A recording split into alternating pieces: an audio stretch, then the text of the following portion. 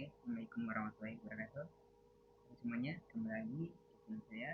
Pada video kali ini saya akan mereview materi mengenai manajemen integrasi proyek. Oke, langsung saja tanpa berlama-lama. Oke, yang pertama sini ada manajemen integrasi proyek, di mana ia adalah penggabungan dari semua aspek proyek mencangkup ruang lingkup, waktu, biaya, kualitas, sumber daya, komunikasi, risiko, dan lain-lain. Dia untuk ini menyatukan hingga mencapai keselarasan dalam mencapai tujuan bersama. Terus integrasi ini mengapa penting? Karena yang pertama untuk menghindari kerja silo, terus memastikan elemen, mengelola trade-off, juga single point of coordination. Untuk lebih lengkapnya kalian bisa lihat di sini. Terus ada untuk utama keberhasilan proyek. Di sini ada 4. Yang pertama itu perencanaan proyek, di mana semua perencanaan itu dibuat jadi satu dokumen sama. Terus pengelolaan perubahan yang terstruktur. Ini dia sebelum disetujui harus betul-betul perubahan itu harus sudah dianalisis dampaknya apa gitu. Langsung koordinasi komunikasi yang efektif antar semua pihak. Tentunya komunikasi antara semua pihak dari satu ke yang lainnya agar tidak terjadi miskomunikasi sehingga konflik terjadi dalam sebuah proyek tersebut. Terus ada monitoring penilaian proyek secara menyeluruh. Ya, ini untuk mengukur kinerja proyek secara terintegrasi. Terus ini ada proses pertama dalam manajemen integrasi proyek. Ini yang pertama ada membangun proyek karakter, kemudian membangun preliminary scope statement, terus membangun proyek management plan, terus ada mengarah dan mengelola eksekusi proyek, monitoring dan kontrol proyek, terus melakukan dan memberikan perubahan proyek secara terintegrasi, juga menentukan proyek. Untuk penjelasan selengkapnya kalian bisa pause saja. Selanjutnya membangun proyek karakter. Ini ada penjelasan mengenai proyek karakter yang adalah dokumen formal yang menyatakan keberadaan sebuah proyek dan memberikan arahan tentang tujuan dan manajemen proyek. Terus ada kegunaannya, ada wilayah sumber daya dalam rangka menciptakan sebuah proyek. Dari sini ada hal apa saja atau ikutan apa saja yang dibutuhkan untuk membangun proyek karakter. Jika bisa baca. Lanjut, ada informasi yang terkandung dalam proyek karakter. Informasinya kita bisa lihat ada nama, masa berlaku, nama manajer, dan sebagainya. Terus ada membangun proyek preliminary scope. Ini ada penjelasan mengenai scope assessment yang merupakan dokumen yang digunakan untuk membangun dan mengkonfirmasi pemahaman bersama akan ruang lingkup batasan proyek. Terus ada preliminary scope assessment, juga ada penjelasannya. Terus ini kita bisa lihat informasi apa saja yang terkandung dalam preliminary scope assessment. Itu ada antara lain ada tujuan proyek, deskripsi produk, kriteria produk yang akan terima, asumsi, hambatan terhadap proyek, struktur organisasi, risiko, jadwal, dan gambaran awal proyek. Terus ada membangun project management plan. Ini kita diberitahu bahwasanya project management plan ini merupakan dokumen yang dapat digunakan untuk mengkoordinasi semua dokumen perencanaan proyek. Terus ini ada tujuan utamanya, terus ada manfaat kenapa dapat digunakan oleh kinerja proyek.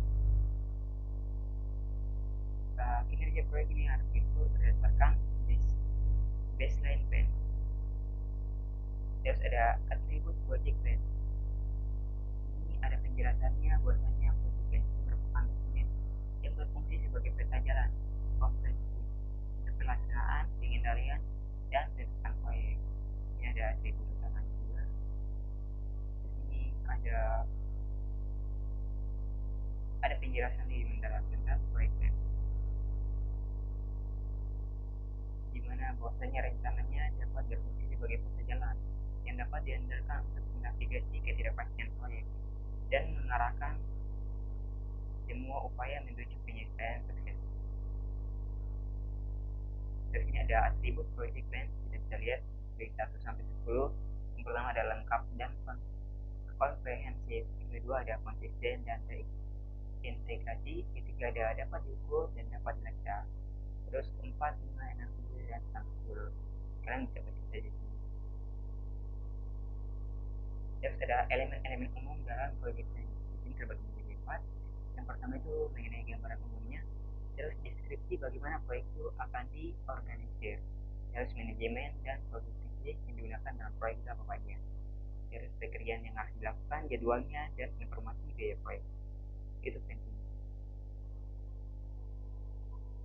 Di sini ada sampelnya, kalian bisa lihat di sini. Terus ada manfaat dan gunaan standar. Ini ada 5. Yang pertama ada konsisten, kedua ada kelengkapan, komunikasi, dasar kontrol, dan akuntabilitas. Terus ada contoh penerapan untuk pengembangan sistem presensi karyawan berbasis web.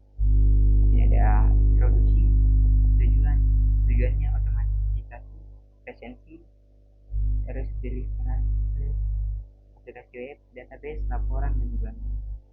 Terus ada juga project organization, ada juga managerial proses, technical proses, work feedback, schedule, and budget.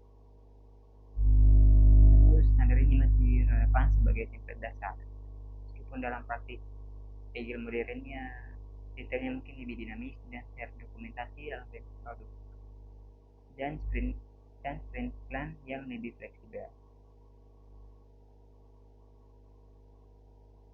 Terus ada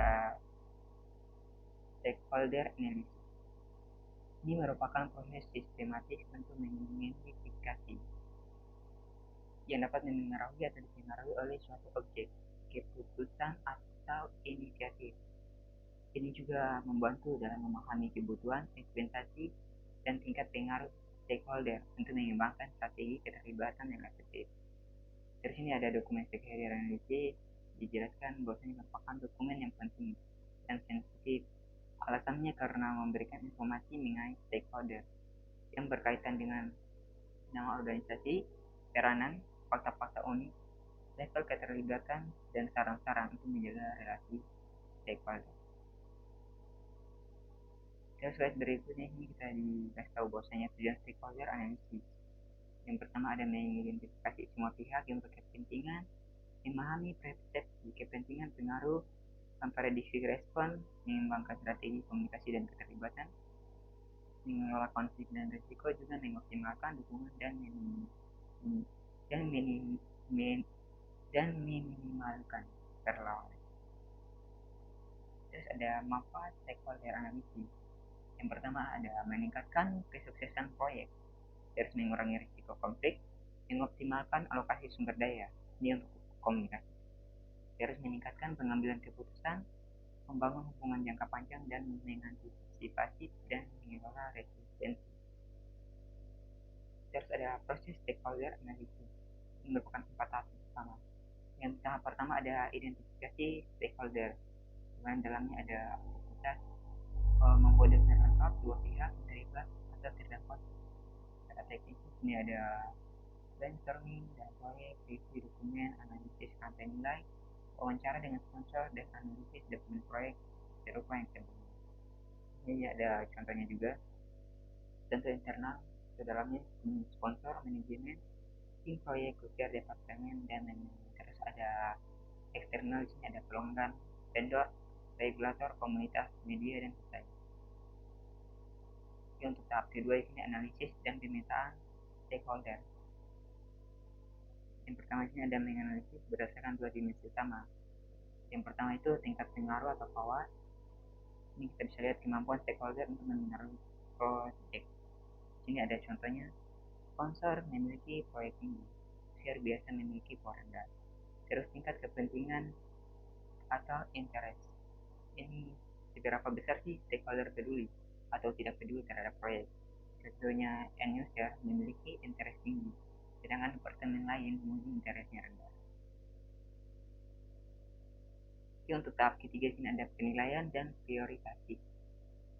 Ada penilaian dan Priorisasi. Ini ada beberapa faktor yang dianalisis: dampak, dukungan, kebutuhan, komunikasi, dan risiko.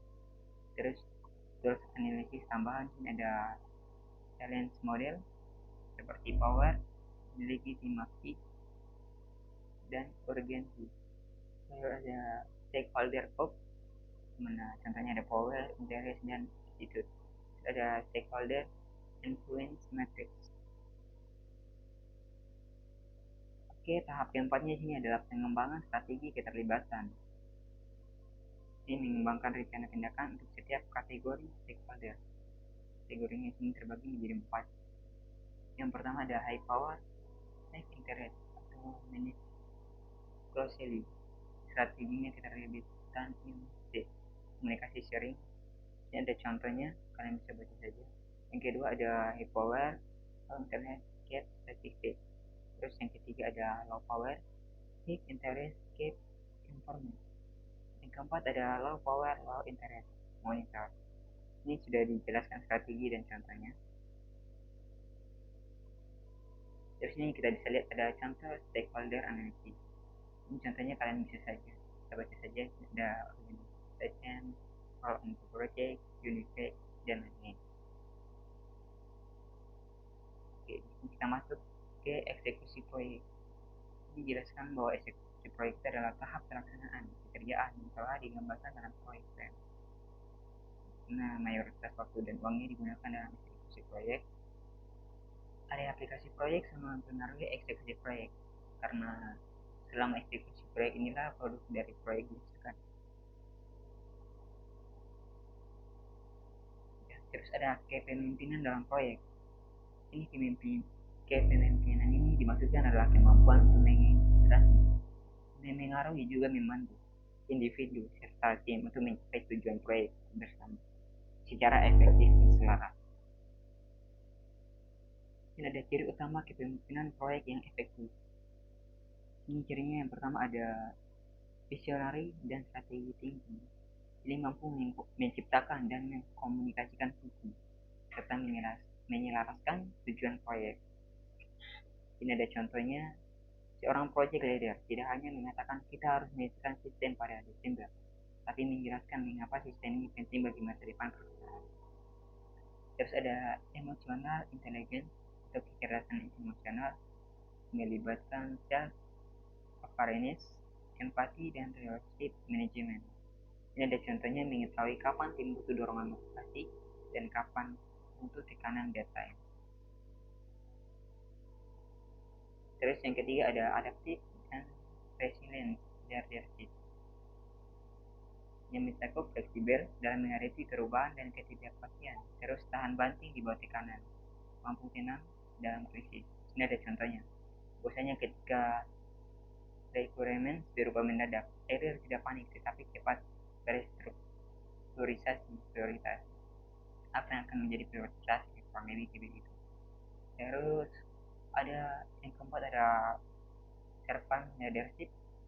Ini fokus melayani tim daripada dilayani, memperdaya tim dengan memberikan alat dan sumber daya, menghilangkan hambatan yang menghalangi produktivitas tim. Ini ada contoh bahwasanya Scrum Master dalam metodologi Agile yang bertugas melayani tim bukan memerintah. Terus yang kelima ada decisive yet kolaboratif. Ini berani mengambil keputusan tepat waktu, melibatkan tim dalam proses pengambilan keputusan tersebut.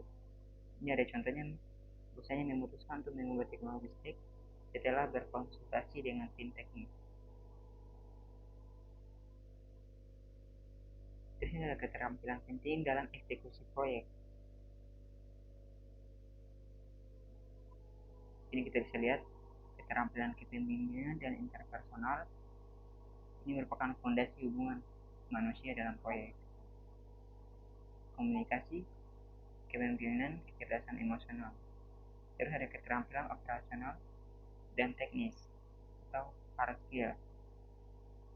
Ini seperti perencanaan detail, manajemen anggaran, pengendalian kualitas, dan pelacakan risiko. Terus ada keterampilan kognitif dan strategis.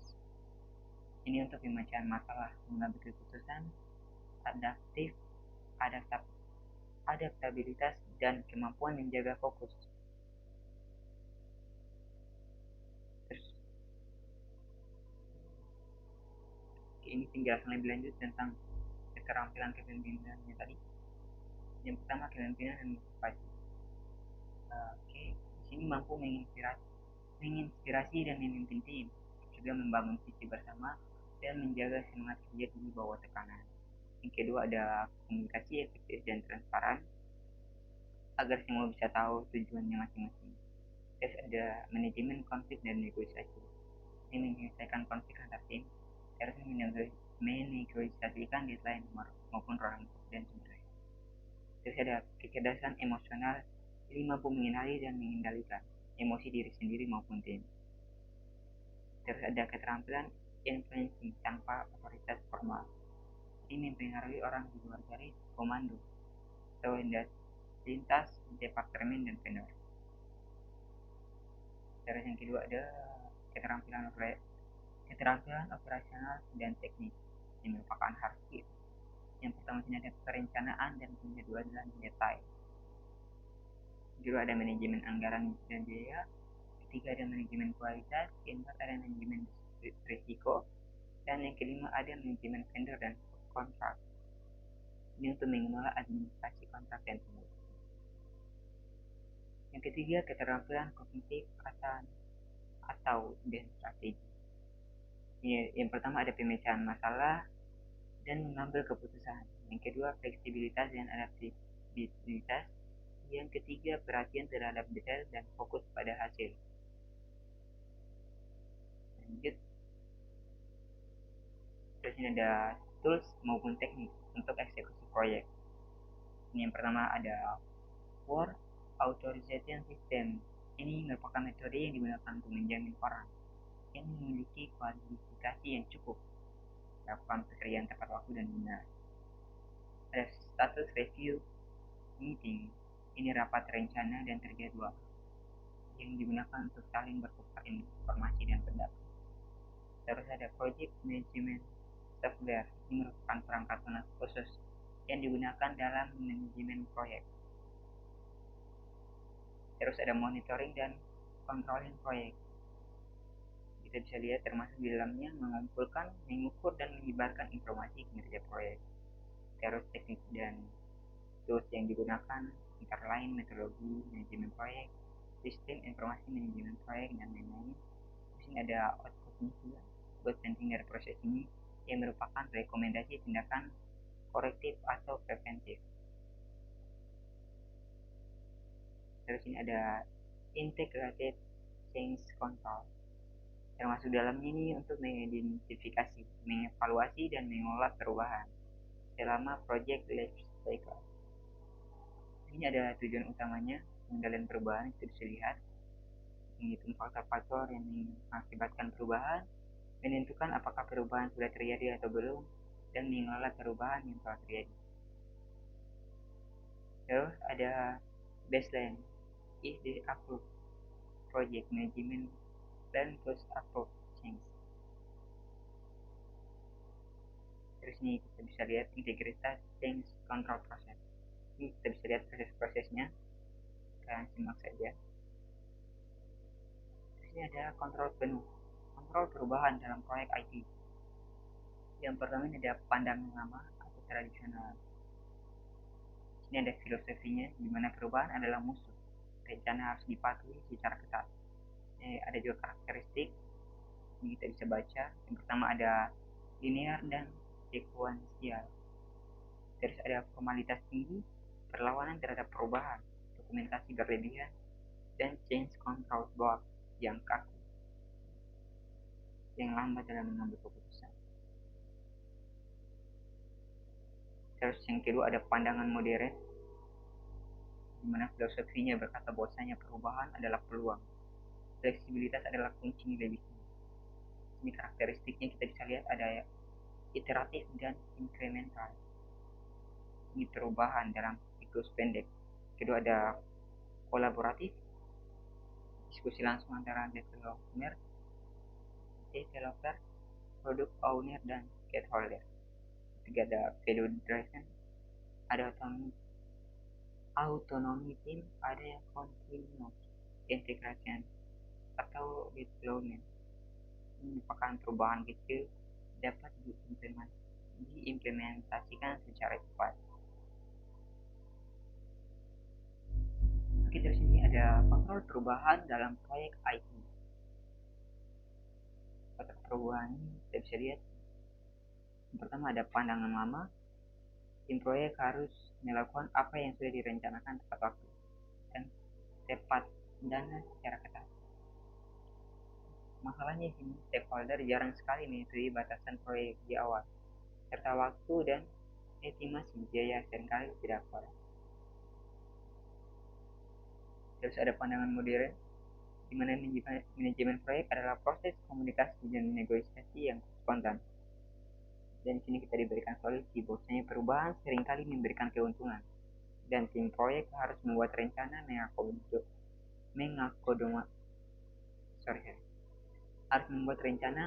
mengakomodasi perubahan tersebut. Ini adalah contohnya pembelanjaan hardware komputer.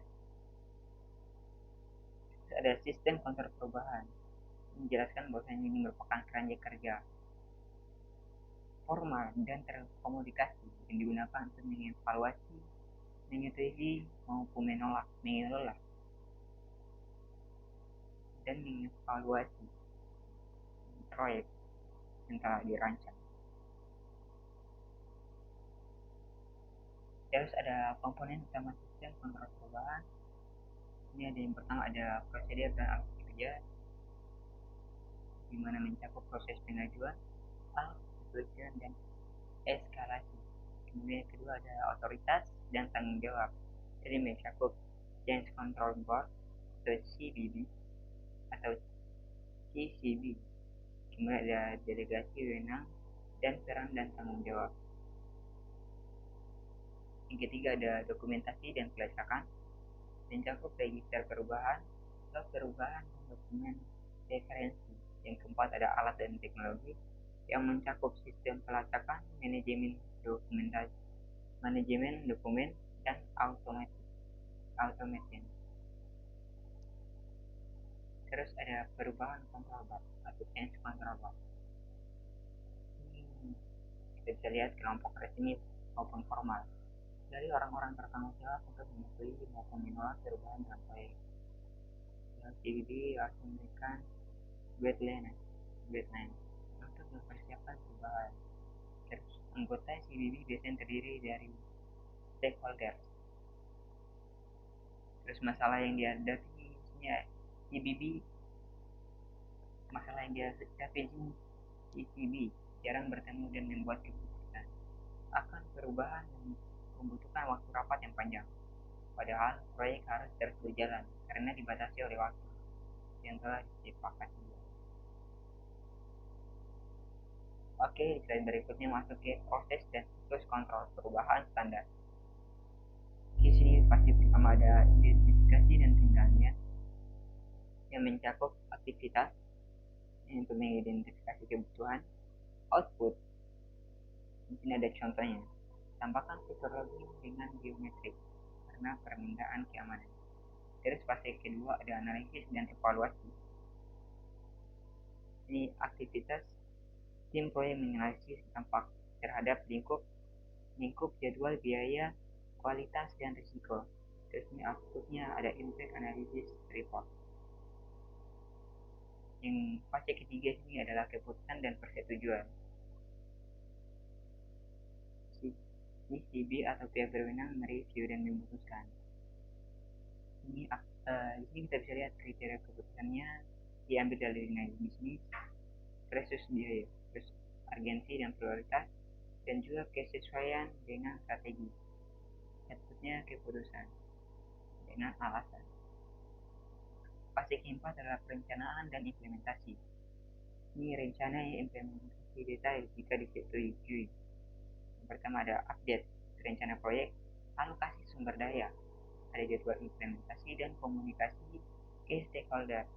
Ini outputnya ada update project plan atau test assignment. Yang kelima ada verifikasi dan bentuk. Ini aktivitas validasi bahwa perubahan berhasil diimplementasi. Ada contohnya di sini, ada testing dan verifikasi, konfirmasi stakeholder, update dokumentasi. Ini outputnya ada private change, update design, lesson learning.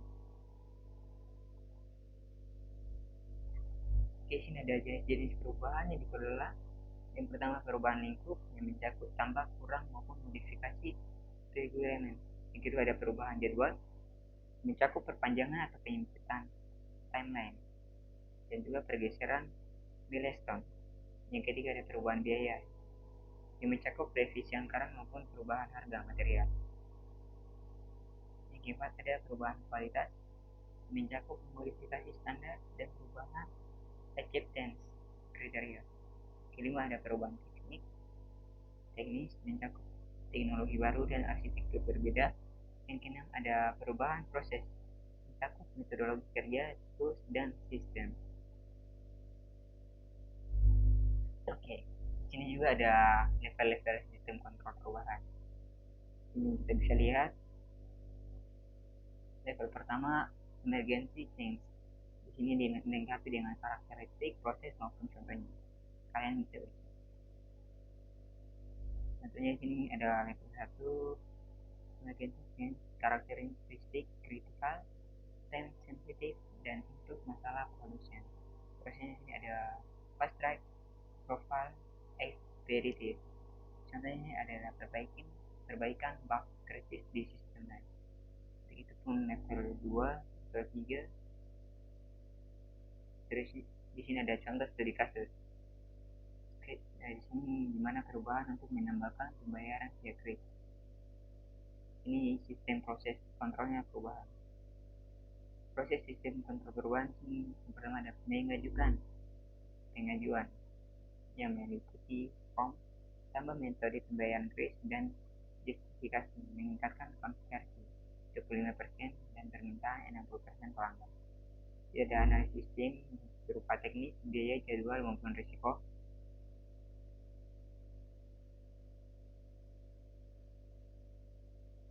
Di sini juga ada contoh kasus sistem e-commerce, ECB review.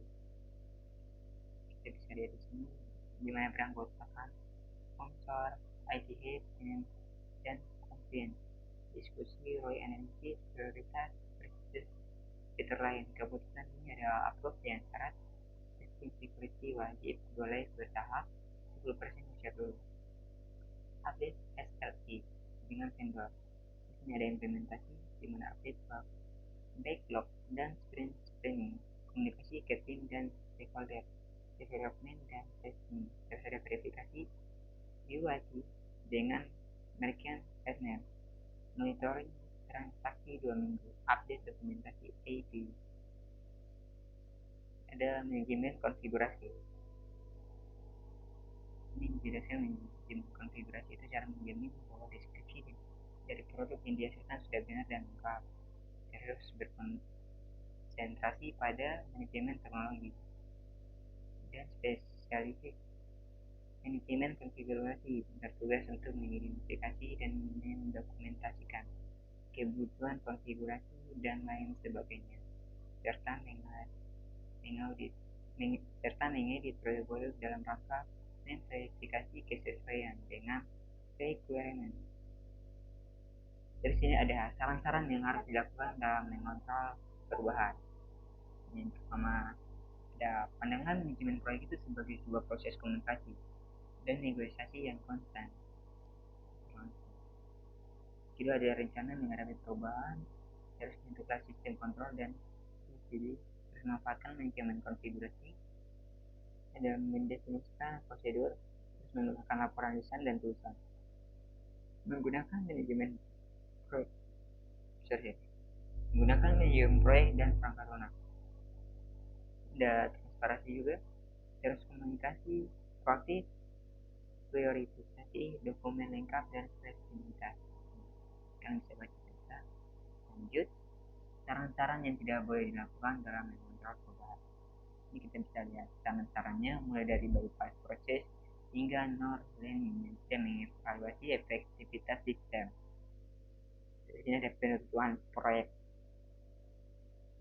yang harus dilakukan, mengakhiri semua aktivitas dan menyampaikan hasil proyek pada orang yang tepat. Terus output utama dari pembentukan proyek mulai dari prosedur, administrasi penutup hingga organisasi proses access update. Oke, mungkin cukup sekian review singkat dari saya. Kurang dan lebihnya mohon dimaafkan. Saya tutup dengan ucapan wabillahi taufiq walhidayah. Assalamualaikum warahmatullahi wabarakatuh.